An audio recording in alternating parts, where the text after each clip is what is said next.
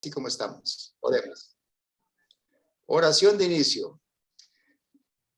23 de diciembre de 2021, 7:05 de la noche. Oremos. Bendito Padre Celestial, te damos la gloria. Reconocemos que eres el creador de los cielos y de la tierra y que eres el Todopoderoso. Por esa razón eres digno de gloria, merecedor de que nosotros estemos siempre humillados porque eres santo y eres lleno de gloria.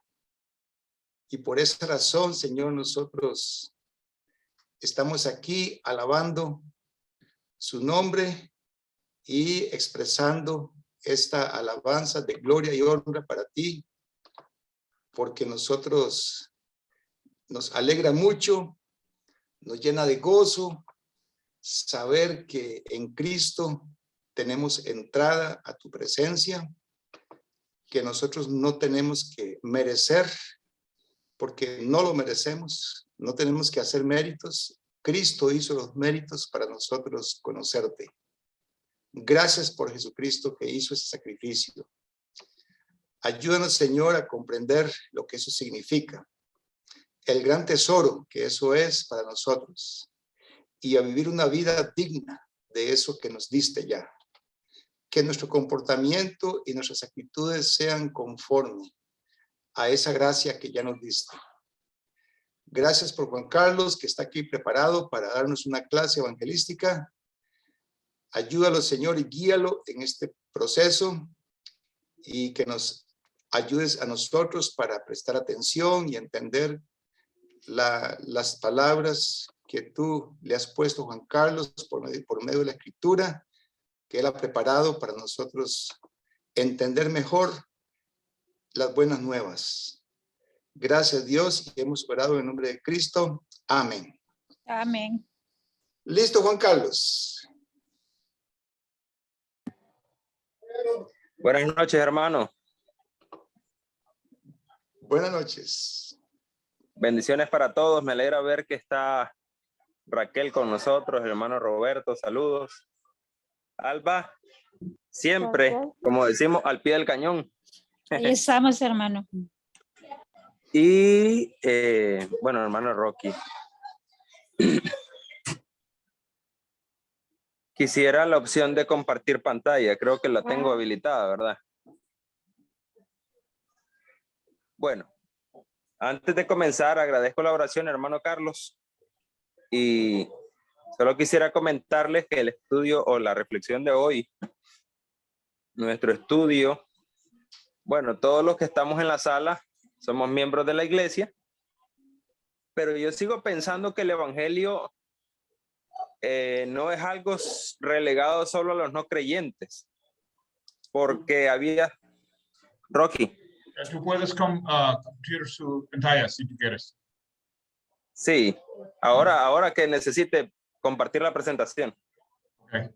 Bueno, estábamos comentando que el evangelio no es algo exclusivo para los no creyentes. A veces creemos que, bueno, yo ya soy miembro de la iglesia y el evangelio realmente es para los que no vienen a la iglesia, pero en todas las cartas del apóstol Pablo, o en la mayoría tal vez, se puede ver que el apóstol hace explicaciones y recordatorios a las iglesias, porque no le está escribiendo a no convertidos ni a no creyentes, le está escribiendo a iglesias, a la iglesia en Corinto, a la iglesia en Galacia, y él les recuerda y les explica nuevamente qué es el evangelio, como primero los Corintios 15, 3 y 4, ¿verdad? Quiere decir que a pesar de los años que nosotros podamos tener como miembros de la iglesia, no es o no está de más recordar qué es el evangelio para nosotros y cómo tiene poder para salvarnos. Hace 2 jueves, hace dos estudios atrás, estábamos explicando que según Pablo en Colosenses, el poder que resucitó a Cristo de los muertos, yo no puedo medir, de hecho no soy experto en la materia y no sé si ni siquiera cuál es la medida que se utiliza para medir una magnitud de poder, pero lo que yo sí sé es que no puedo medir cuánto poder invirtió Dios para resucitar el cadáver de Jesús. Recordemos que Jesús estaba literalmente muerto como ser humano. Entonces, ¿cuánto poder necesitó Dios para invertir para resucitar ese cuerpo muerto? No lo puedo medir, pero sí sé y estoy seguro que fue un poder descomunal, fue un poder asombrosamente grande. Y ese poder, dice el apóstol Pablo, es el mismo poder que Dios invierte para transformarnos a nosotros. Según Pablo en Colosenses, el poder, entonces la idea es el poder resucitador de Dios es el poder transformador en nosotros. Yo no sé si a usted lo asombra eso, pero a mí me deja pasmado, me deja sin palabras. A mí, cuando me cayó el 20 con ese versículo, yo me quedé, wow. Realmente a veces somos nosotros los que no le damos cabida al poder de Dios para trabajar en nuestras vidas, hermano. ¿Sí o no? Un segundo, hermano, solamente un segundo, permítame.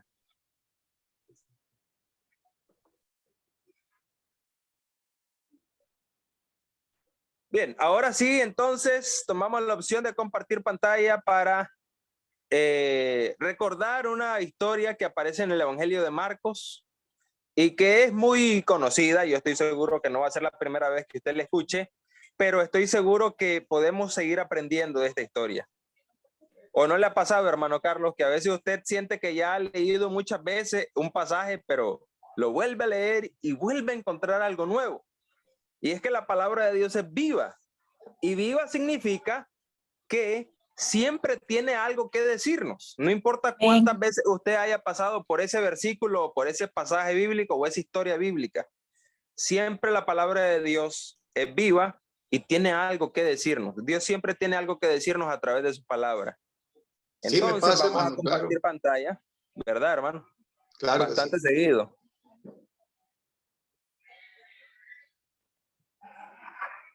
Bien, ahora vamos a tratar, creo que la están viendo. Bueno, ¿logran ver la presentación? Sí, Marcos 5:1. Quisiera. Ahí está.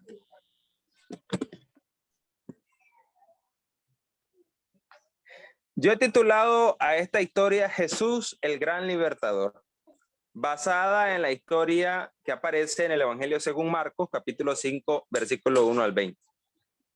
Si usted tiene su Biblia ahí a mano, no hay ningún problema, ábrala, leámosla juntos. Yo he colocado todo el pasaje.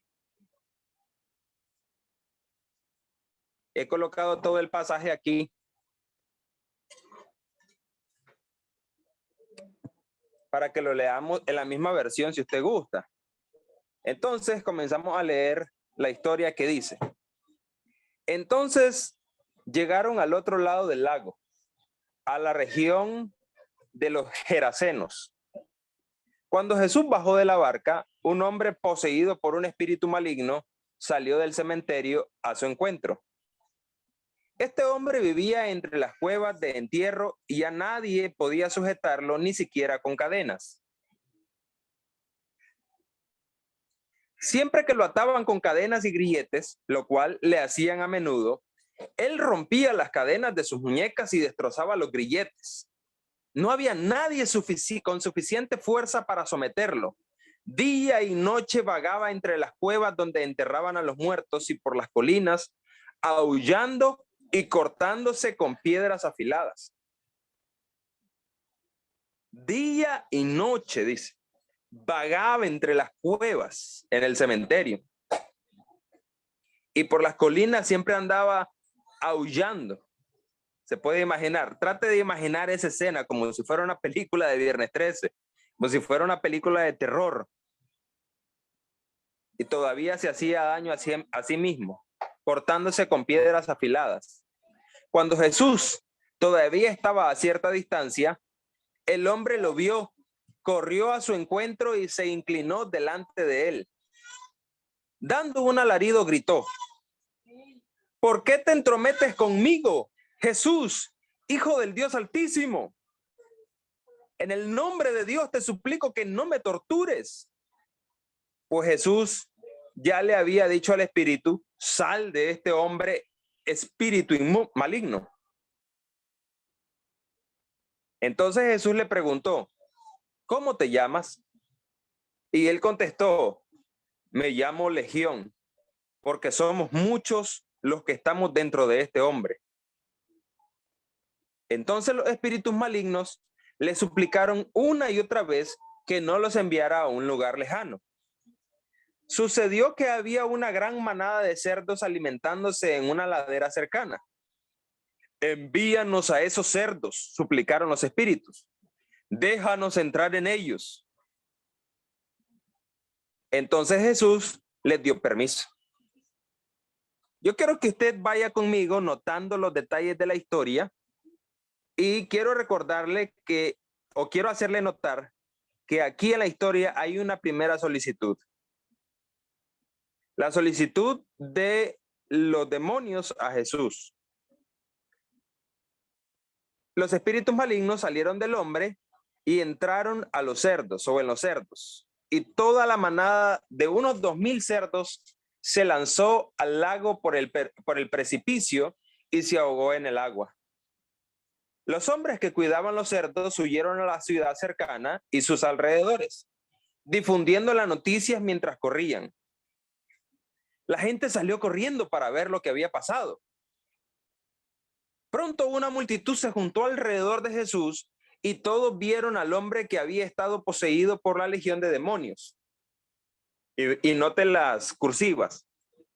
El hombre se encontraba sentado allí, completamente vestido, sobre todas las cosas, en su sano juicio. Y todos tuvieron, ¿qué tuvieron, hermano? Y todos tuvieron Miedo. miedo.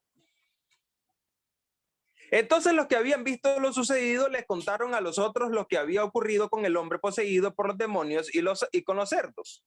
Y la multitud comenzó a rogarle a Jesús que se fuera y los dejara en paz. Entonces tenemos una segunda solicitud. La solicitud de la multitud o la solicitud de los oriundos de Gadara, que le pide al Señor que los deje en paz. O sea, que se vaya. La Reina Valera dice que le piden que se vaya de sus linderos. Mientras Jesús entraba en la barca, el hombre que había estado poseído por los demonios le suplicaba que le permitiera acompañarlo. Y aquí la tercera solicitud. Señor, yo te quiero acompañar. Oh, Señor, lo que has hecho conmigo es grande. No solo me has librado de tanta maldad y de tanto daño que he sufrido, pero ahora tengo la oportunidad de recuperar a mi familia, de recuperar a mi esposa, de regresar con mis hijos a casa, si es que tenía, o con mis padres, con mis hermanos, con mi familia. Pero antes, yo quisiera ir contigo. Quisiera ser parte de tus discípulos. Yo quisiera andar contigo pregonando lo que has hecho conmigo. Él le suplicaba, dice, que le permitiera acompañarlo. Pero Jesús le dijo: no, ve a tu casa y a tu familia y diles todo lo que el Señor ha hecho por ti y lo misericordioso que ha sido contigo.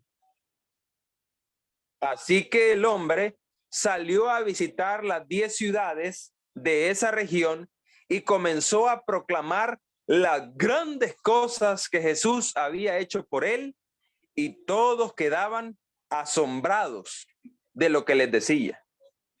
Palabra del Señor, hermano.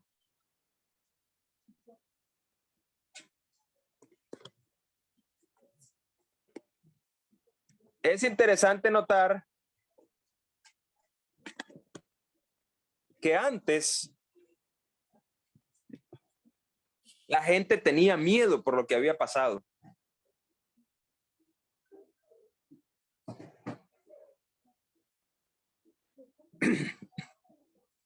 Gadara era una de las 10 ciudades de la región llamada Decápolis. Decápolis era una región que quedaba al otro extremo del lago de Galilea. Digamos, del lado izquierdo estaba Galilea y el mar, o como llamaban ellos, el mar de Galilea, el lago de Galilea, correctamente. El lago de Galilea separaba a Galilea de Decápolis. Pero los galileos ya eran judíos. Y un judío tiene costumbres, tiene una cultura y sobre todo tiene una ley que tiene muchas estipulaciones y especificaciones sobre la alimentación, sobre los rituales para los sacrificios, sobre salubridad y sobre convivencia. En Galilea estamos acostumbrados a vivir según la ley de Moisés, según ciertos estándares que nos sirven como un cerco. ¿Estamos de acuerdo? Nos sirven como un cerco protector de la cultura pagana hacia nuestro interior. Por tal razón, los judíos, los galileos, les llamaban a los de Decápolis los otros, los del otro lado. Pero si usted quería pasar una Semana Santa en la playa, por lo menos la playa del lago, usted no iba a atreverse a cruzar el lago para ir a la playa del otro lado. Porque al otro lado del lago está Decápolis, que son como las 10 ciudades perdidas del territorio de Israel que quedaron, es como el patio de atrás, donde usted tira la basura, toda la basura que ya a usted no le alcanza en la casa, todo lo que ya no quiere dentro de la casa, pero usted dice, no lo quiero botar, porque hay gente que así es, sí, ¿sí o no? Hay gente que dice, esto no lo quiero dentro de la casa, pero no lo quiero botar, no se quieren deshacer de eso. Entonces es como algo que le estorba, como basura, en teoría. Entonces lo mandan al patio. Así que Decápolis es como el patio de Israel, en donde para los judíos lo que hay ahí es maldad, hostilidad, hay hechicería, hay demonios, hay endemoniados. Y este hombre es un ejemplo de la condición de Gadara. El endemoniado gadareno representa la cultura de Decápolis. Yo no sé, de pronto ustedes, de pronto en Costa Rica, por región, ustedes pueden decir, bueno, en esta provincia predomina tal cosa y entonces se conocen por eso. En esta otra predomina tal cosa, digamos, en algunas provincias predomina la industria, en otras predomina la agricultura y así, ¿verdad? Entonces, yo lo que les quiero poner en la mente es que el endemoniado gadareno representa, y en esta historia está representada la cultura de Decápolis, de Gadara especialmente. Un endemoniado, y no sé si lo notaron, pero ¿qué animales había ahí cerca? Cerdos. Los animales que estaban paseando allí eran cerdos. O sea, en Gadara se cultivaba cerdos, la crianza de cerdos. No eran ovejas. Perdón, no había eran granjas ovejas. de cerdos. Sí, No eran ovejas. ahí no eran ovejas. En Judá, en Galilea, en Belén, en todas las otras ciudades de Israel, se crían ovejas. En Gadara se crían cerdos, que usted y yo ya sabemos que según la ley de Moisés, si no me puedo comer el cerdo, entonces ¿para qué lo voy a criar, verdad? Seamos prácticos, funcionales. Criamos cerdos para comerlos o para venderlo y que alguien más se lo coma. Pero si ni usted ni nadie de su ciudad compra cerdo, entonces usted no cría cerdos. Pero la presencia de los cerdos en este relato solo nos sigue demostrando la cultura y el contexto de la ciudad de Gadara. Para la cultura judía, el cerdo es no solo el cerdo, pero el cerdo es parte de la lista de los animales considerados impuros, ¿sí o no? Entonces, lo que estoy tratando de poner en su mente es el contexto en el que ocurre la historia. El contexto al que Jesús se dirige.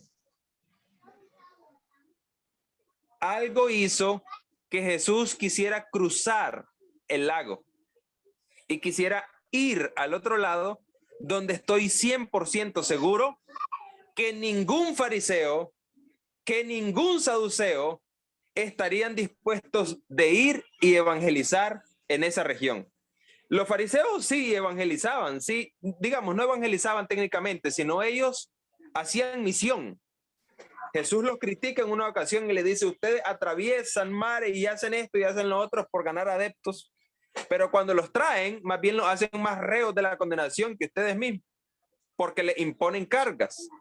Entonces los fariseos sí hacían cierto tipo de misión, pero estoy completamente seguro que a la región de Decápolis ningún misionero fariseo habría puesto la lista para decir, hermano Rocky, ayúdenme a que yo sea misionero en aquella ciudad. Ningún fariseo hubiera dicho eso. Hermano Rocky, yo quiero llevar este programa de la escuela bíblica de estudios internacionales, yo la quiero llevar a Gadara. Ningún fariseo hubiera dicho eso. Porque para todos ellos, eso era prácticamente la puerta al infierno. Y hacia ese contexto se dirige Jesús. ¿Estamos de acuerdo? ¿Estamos claros hasta el momento? O sea, Jesús se va a dirigir a un contexto completamente hostil, completamente pecador, inmundo, impuro. O sea que Jesús hizo algo contraintuitivo, contra la lógica y contra la normalidad de lo que ellos hubieran hecho. Absolutamente. Así es. Contra toda lógica que por lo general la religión pone estándares y aunque a veces no lo decimos verbalmente, pero hasta lo hemos pensado. Y algunas veces incluso no somos capaces de ir y ganar a este tipo de gente y hasta nos sentimos ofendidos si algunos de ellos vienen a nosotros. Para mí es muy interesante notar que cuando el escritor a los hebreos dice que Jesús fue sin pecado y sin relación con el pecado, se refiere a que no permitió una relación interior con el pecado, que Jesús no le dio cabida adentro de sí mismo al pecado. Pero definitivamente Jesús caminó en el lodo. El solo hecho de haberse humanizado, de haberse encarnado, supuso para sí una depreciación de su estatus o de su nivel, el cual siendo en forma de Dios, dice Pablo, no estimó el ser igual a Dios como cosa a que aferrarse, sino que se vació, se despojó de sus privilegios y se hizo hombre semejante a nosotros. Pero esta historia debe enseñarnos, hermanos, que cómo debería ser realmente nuestra relación hacia el pecador, la cual por lo general suele ser una relación repulsiva. ¿Está correcta la palabra? Una relación que repele. Y aunque yo por lo menos tengo un pensamiento. Yo tengo un pensamiento. Yo puedo tener amigos que no sean convertidos, que no sean cristianos. Si en mi relación con ellos yo logro ser de influencia para ellos, aunque sea de alguna forma, por un tiempo, entonces yo puedo mantener esa relación por el tiempo que pueda seguir. A menos que comience a ocurrir lo contrario, debería de tener la sabiduría para cortar cualquier relación que más bien me afecte, porque las malas conversaciones y las malas costumbres, las malas compañías corrompen las buenas costumbres. Eso. Pero Jesús nos da un gran ejemplo de cómo él estaba tan empapado de Dios que su relación con el pecador no le limitó su santidad, no pervirtió su santidad. Así que él se dirige a este lugar que sabe que es hostil, que sabe que es impuro, que sabe que es inmundo, donde ningún otro iría, y él lleva a sus discípulos porque quiere enseñarle a ellos algo, seguramente. El Gadareno solamente es este personaje que nos representa la cultura de Gadara y de Decápolis. Juan Carlos. Perdón. Sí, Jesús dijo que no es lo que viene de afuera lo que contamina al hombre, sino lo que sale de adentro. Lo que sale del corazón, eso es lo que contamina al hombre. Marcos 7:21. Así es. Precisamente por eso él no tenía temor ni miedo de relacionarse con el pecador.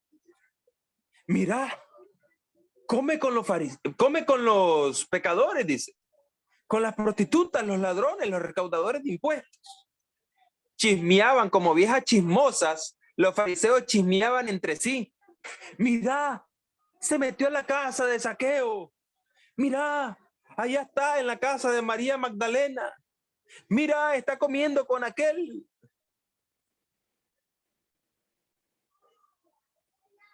La religión no les permitía ver más allá. Eran como caballos que iban así tapados los ojos. Pero Jesús sabía que solo acercándose al pecador lo podía traer hacia sí. Jesús, Dios, no rechazan al pecador porque saben que solo permitiendo al pecador entrar en su presencia, solo permitiendo al pecador acercarse así, ahora que Jesús no está presente, sabe Dios que solo de esa forma puede transformar la vida de un individuo. Yo no sé qué pasa que después de un tiempo en la iglesia o después de un tiempo en el camino de Dios, a nosotros se nos olvida la condición de donde Dios nos sacó.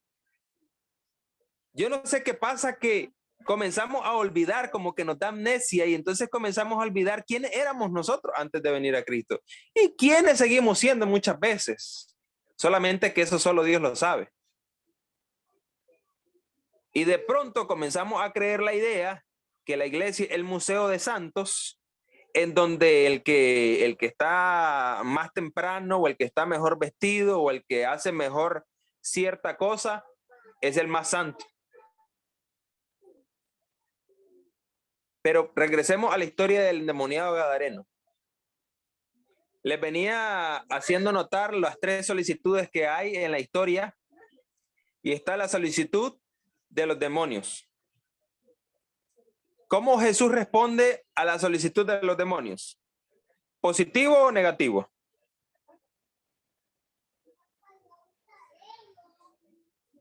Le dicen los demonios, no nos mande a un lugar lejano, déjanos entrar en esos cerdos. ¿Jesús positivo. ¿Fue positivo o negativo con su respuesta? Positivo. Sí, les dio permiso. Primera solicitud respondida positivamente. Y usted dice, qué interesante, a los demonios les respondió positivamente. Segunda solicitud. Los oriundos de Gadara, al ver lo ocurrido y seguramente instigados por los dueños de tantos cerdos, recuerde que fueron como 2,000 cerdos. O sea, la pérdida para los dueños de estos cerdos fue cuantiosa. Así que instigados por los dueños de los cerdos, los oriundos de la ciudad le comienzan a exigir a Jesús que los deje en paz, que se vaya. Espérese. Detengámonos a pensar en esto.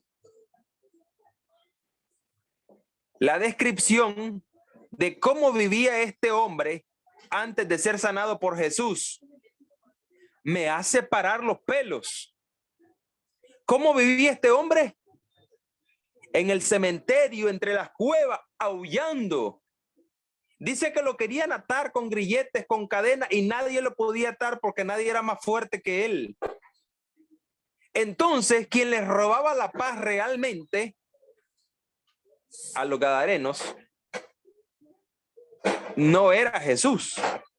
Quien les robaba la paz de noche, seguramente. ¿Se puede imaginar usted a las 12 de la noche conciliando sus sueños? Se levantó al baño o a tomar agua y está medio despierto y está tratando de conciliar el sueño a las 12 de la noche. Y si usted vive cerca del cementerio donde anda este hombre comienza a pegar gritos.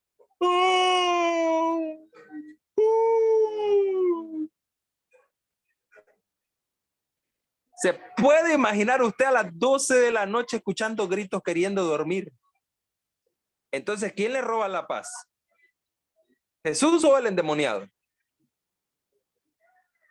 Digo, si yo fuera un gadareno y vivo cerca del cementerio, el que me está robando la paz es este hombre. ¿Sí o no? Sí, claro. El que me está robando la paz es este hombre. Pero instigados por los dueños de los cerdos, calculando más la pérdida económica de los cerdos que el beneficio que traería que este endemoniado, que era la tragedia del pueblo entero, sopesando más esto que aquello, la gente le solicita a Jesús que los deje en paz yéndose. ¿Y cómo responde Jesús a la solicitud? ¿Positiva o negativamente? Positivamente. Dice, le dijeron eso, dice el relato, y él toma su barca y se enrumba a irse, a marcharse. La segunda petición, Jesús la contesta positivamente. Podríamos decir en este orden, las dos primeras solicitudes son negativas o tienen algo de feo. Y a pesar de ello, Jesús responde positivamente.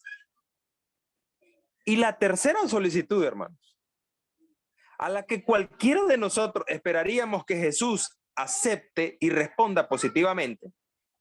La tercera y única solicitud que fue positiva, la solicitud del ex endemoniado, que le pide: Señor, yo quiero ir contigo, yo quiero ser parte de ese grupo de hombres que predican y que expulsan demonios y que pueden en tu nombre hacer grandes cosas como las que has hecho conmigo. Señor, permíteme ir contigo. Y Jesús responde: no.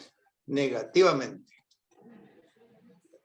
Yo estoy seguro que usted había leído esta historia o había escuchado esta historia más de una vez, ¿sí o no?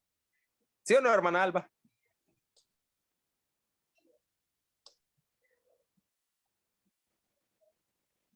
Raquel, ¿sí o no que había escuchado esta historia? Sí, pero no de esa forma. Muy interesante. Ajá, correcto. Había escuchado esa historia y no nos habíamos detenido a pensar en las tres solicitudes. Entonces, yo quiero que usted y yo pensemos un poco. ¿Por qué la única solicitud que hubiéramos esperado que Jesús respondiera positivamente fue la única que respondió negativamente? Negativo. ¿Por qué? Yo quiero que usted y yo pensemos un poco en eso. ¿Qué propósito tendría Jesús al responderle no a este hombre? Y a partir de esa pregunta o de esa reflexión a esa pregunta, tenemos la aplicación de esta historia para nuestra vida hoy en día. Su micrófono, hermano Carlos. Le dijo, vete a tu casa con tu familia y cuéntales las grandes cosas que el Señor ha hecho contigo. Cuéntales cómo ha tenido misericordia de ti. Ese pudo haber sido el propósito, ¿verdad? La gente expulsa a Jesús, corre a Jesús, y entonces Jesús sabe que no puede continuar su misión en este lugar. Por lo menos él y sus discípulos no pueden continuar. Pero él sigue teniendo misericordia de esta gente a pesar de todo. Así que él va a dejar al ex endemoniado como el misionero para levantar una obra ahí, para comenzar un movimiento como lo comenzó la samaritana en Samaria. Jesús, a este punto de la solicitud del hombre, se dio cuenta que su presencia ahí no va a ser fructífera. Porque recuerde que no era la sola presencia de Jesús la que permitía que los milagros ocurriesen. De hecho, él en su ciudad les dice, aquí no hay falta de fe, no se pueden hacer milagros. De ahí él dice que no hay profeta sin honra, sino en su propia tierra. Así que Jesús se dio cuenta que no va a poder ganar más almas en este lugar, que su presencia no va a ser fructífera. Y entonces él dice, este hombre me sería un gran apoyo en la misión en Galilea, en Cesarea, en Jerusalén. Me sería un gran apoyo, pero sería muchísimo más fructífero quedándose aquí. Además, que yo no me puedo quedar. Así que dejarlo a él fue el as bajo la manga de Jesús. Jesús dejó un infiltrado. Ok, me están corriendo, me voy. Toma su barca y se va. Pero les dejó un infiltrado. ¿Sí o no? Sí, dice que Les dejó comenzó un a infiltrado. contar. Y estoy seguro que el testimonio de este hombre ex endemoniado va a ser una semilla que va a germinar en Gadara y que más. No puedo continuar el relato bíblico en el Evangelio de Marcos para notar cuántos frutos ocurrieron tras la misión del ex endemoniado. No tengo el registro bíblico para darle seguimiento a la historia, pero estoy 100% seguro que Jesús, el cual sí sabe que dejarlo a él ahí fue lo mejor que pudo hacer para continuar su obra de amor y misericordia en aquel lugar. Hermano Carlos. Sí, de hecho sí hay registro, porque dice que el hombre se fue y en El 20, Decápolis sí. comenzó a contar Correcto. las grandes cosas que Jesús había hecho con él y Ujú. todos se quedaban asombrados. Sí, correcto. Bueno, sí. Quiero decir un registro más allá, después del pasaje que hemos leído, un registro después. Hermano, pero el 20 lo aclara todo. Ajá. El 20, ¿verdad? Como decía el hermano Carlos, ahí está bien clarito, que ahí lo dice todo, que se fue y publicar, ¿verdad? Cuán grandes cosas había hecho Jesús, ¿verdad? Con él. Y todos se maravillaron. O sea, creyeron, sí. ¿verdad? Un buen pienso, ¿verdad? Eso. Ojalá ese último versículo sea como un simple resumen de todas las grandes cosas que Dios hizo, no solo con el ex endemoniado, sino también con los gadarenos, en la ciudad, en la región de Decápolis. A partir de esta historia es que surge nuestro himno o nuestro canto que nosotros tenemos, ¿sí o no? ¿Ya se puso a pensar en él?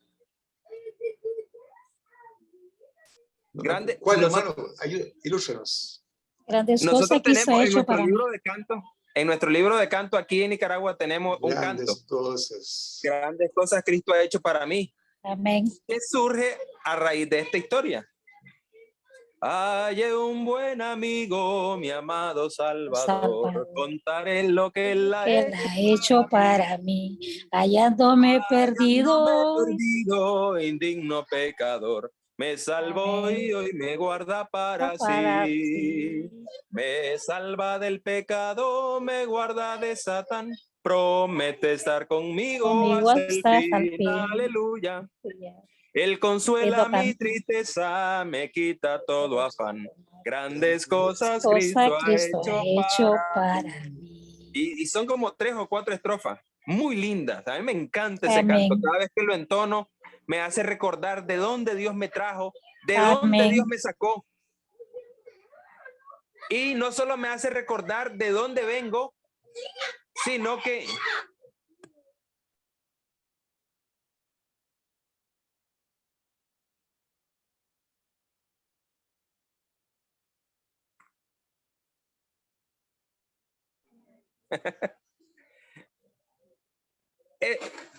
realmente, hermano, esta historia me hace pensar en muchas cosas, pero hacia el final de la historia está nuestra aplicación. Primero, nunca olvidemos de dónde Dios nos sacó y lo que ha hecho con y por nosotros. Y segundo, lo que Dios ha hecho por nosotros, en nosotros y con nosotros, no lo ha hecho para que callemos. Lo ha hecho para que demos testimonio de eso. Todos tenemos un testimonio que contar. Todos tenemos una historia que contar. A veces quizá yo podría decir, bueno, Dios no me sacó de la drogadicción, Dios no me sacó del alcoholismo, pero estoy seguro de cuántas cosas Dios me libró. Amén. Y de dónde realmente me sacó. Y cuando yo recuerdo eso, hermano, agradezco la gracia y la misericordia de Dios en mi vida. Pero no solo se trata de agradecer, se trata de ir y hacer lo que Jesús le dijo a este hombre. Ve y cuéntale a los tuyos cuán grandes cosas el Señor ha hecho contigo y cómo ha tenido misericordia de ti. Así que la invitación que les tengo con esta historia es que recordemos lo que Dios ha hecho con nosotros y que comencemos a dar cada vez más testimonio de su misericordia en nuestra vida. Tratemos de pensar constantemente en la gracia de Dios a nuestro favor, hermanos. Y esa reflexión de la gracia de Dios y la misericordia de Dios en nuestra vida tiene que llevarnos a contarle a alguien algo, a ayudarle a alguien. Comencemos a pedirle a Dios la oportunidad y la valentía de compartir lo que Él ha hecho en nuestra vida con los demás. Y de pronto Dios va a comenzar a poner en nuestro camino a personas que necesitan una palabra de aliento, que necesiten. Y usted va a sentir que Dios los puso porque van a necesitar oír justamente su historia. La historia de Alba, la historia de Rocky, la historia de Carlos, la historia de Raquel. Su historia, no la mía, sino la suya. Comience a ordenar su testimonio, cómo Dios ha ido trabajando en su vida desde que usted conoció y obedeció el evangelio. Y trate de plasmar en una lluvia de ideas, en un bosquejo o en su mente, organice para que usted pueda compartir con alguien. Y si puedo poner una tarea, mi tarea sería que usted le pida a Dios la oportunidad de compartir su testimonio al menos con 5 personas en toda su vida. Por lo menos 5. Si usted la puede compartir con 100, perfecto, pero por lo menos 5 personas a las que usted con su historia pueda bendecir, Y al contarle a ellos cómo Dios ha hecho con usted, inspirarlos a que ellos sientan que Dios también puede hacer con ellos. Esta historia nos ha enseñado grandes cosas, principalmente las grandes cosas que Dios ha hecho con nosotros. Amén. Que el Señor nos bendiga, hermano. Amén. Bueno, ahora vamos a poder pasar un momento de preguntas o comentarios. ¿Uno de ustedes tiene una pregunta o algún comentario que hacer? Adelante, hermana Alba. Bueno, hermoso testimonio, ¿verdad? Muy linda lectura. Muchas gracias al hermano Juan Carlos. Yo creo y pienso de que el primer testimonio que nosotros como hijos de Dios quedamos es a nuestra familia, porque nuestra familia creo que es lo más cercano que nos han conocido, nuestros defectos, nuestros errores, nuestros pecados. Entonces, ellos, digamos un ejemplo, yo me convertí, entonces yo tengo que ser un testimonio, un ejemplo y mostrar un cambio de mi nueva vida, ¿verdad? Creo que primero comenzamos por la familia, que la familia nota ese cambio. Mira, ya no era la misma Alba, ya Alba no actúa de esta manera. Entonces, ahí es donde ellos también miran que hay un Dios todopoderoso que sí puede sanar nuestros pecados, ¿verdad? Y perdonar nuestros pecados. Amén. Esa es mi opinión. Muy lindo, hermano. Muchas gracias, hermano Juan Carlos. Muy lindo ese mensaje. Gracias, hermana Alba. Excelente respuesta, hermana. Y creo que es exactamente, ¿verdad?, de lo que trata la enseñanza. Yo me pregunto, ¿verdad?, hasta qué punto realmente hemos experimentado esa conversión que experimentó el gadareno, ¿verdad? Porque dice que él lo vieron sentado a ver, ¿qué es lo que dice? Sentado, oye bien, sentado, vestido y en su sano juicio. Mira, Qué linda. ¿qué representará, digamos, lo que estaba sufriendo el gadareno, verdad? La chiquita linda. Representa actitudes, emociones, pensamientos, conductas autodestructivas. Autodestructivas. Es decir, nosotros... Dice, pero es que a mí no me pasó lo que le pasó al gadareno. ¿Cómo no? Sí nos ha pasado lo mismo Sí, que le claro. pasó al gadareno. Porque las veces que nosotros hemos sido autodestructivos, la forma de pensar nuestra, la forma de comportarnos, las actitudes que tenemos pueden ser dañinas para nosotros mismos. Entonces, Claro que así sí. como el gadareno se hacía daño físicamente, nosotros nos hacemos daño emocionalmente, porque posiblemente a nosotros también nos esté atacando el demonio por ahí. Entonces, si nosotros no hemos experimentado ser libres de esas emociones, ser libres de esos demonios, entonces muy difícilmente vamos a poder dar testimonio. Va a ser muy difícil, ¿verdad? Si seguimos siendo los mismos coléricos, si seguimos siendo los mismos, qué sé yo, ¿verdad?, peleoncillos, etcétera, etcétera, etcétera. Pero bueno, eso es muy importante que reflexionemos en eso. Gracias, hermano Juan Carlos, por esta presentación evangelística. Ahí queda grabada y ojalá que muchos miembros de la iglesia la puedan ver, ¿verdad? Y creo que es una reflexión muy, muy necesaria para todos nosotros. Y más adelante, hermano, hoy es 23 de diciembre. Eso explica posiblemente el motivo de la ausencia de algunos, pero no importa. Esto es, como le decía yo a usted, hermano, de trámite, ¿verdad? Hay que hacerlo porque hay que crear trayectoria, ¿verdad? Estamos creando trayectoria.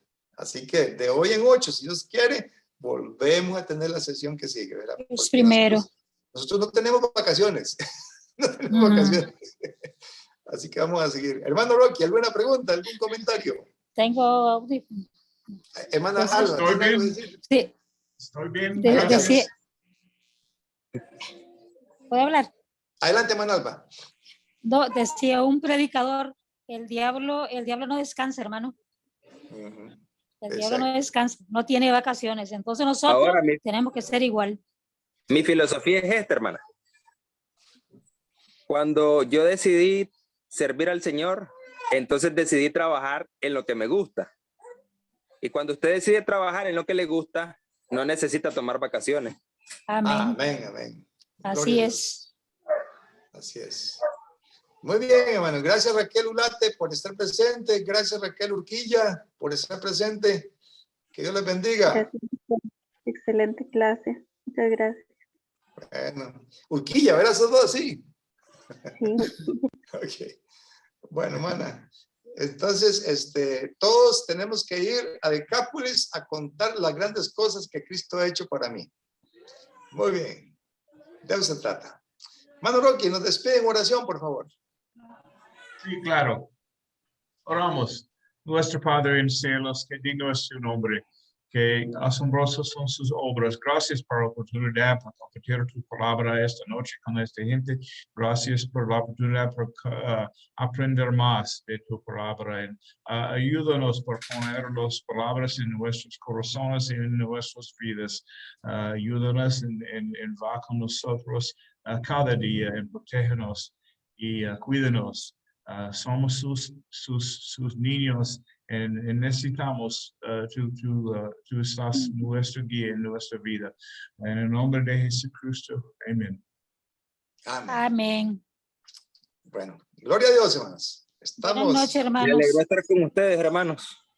De verdad. Buenas noches. Espero que Bendiciones para tengan- todos. Espero